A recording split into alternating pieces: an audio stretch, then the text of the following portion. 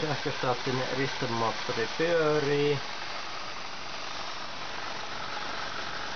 ja muodostaa negatiivisia eli vastavirtasuuntaisia iskupulsseja nollanpuoleiselle virtajohtimelleen silloin kun sen koronaharjojen kipinävälit on viritetty täsmälleen oikealle etäisyydelle.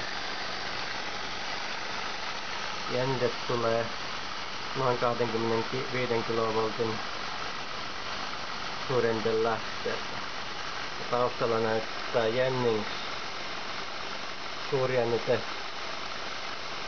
suurtaajuus huippujännite volttimittari lukemaan silloin kun iskupulsseja esiintyy. Sitten katsotaan mitä suurjännitelähteen jännitteen pudottaminen vaikuttaa. Suhiseva ääni tulee koronapurkkauksesta. Sitten jännite lähtee putoamaan hiljalleen. Negatiiviset iskupulssit harvenevat. Edelleen pudotetaan jännitettä. Vielä kuuluu. Nyt kun hävisi koronapulssien suhina, niin samalla häviävät myös negatiivipulssit.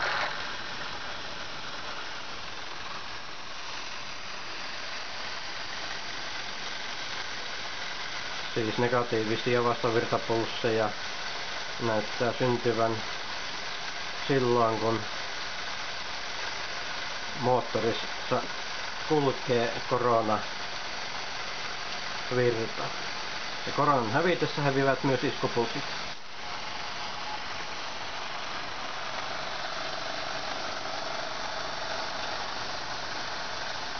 Keltainen mittari mittaa moottorin ottama anodivirtaa mikroampereina. Nyt on vähän alle 60 mikroamperia.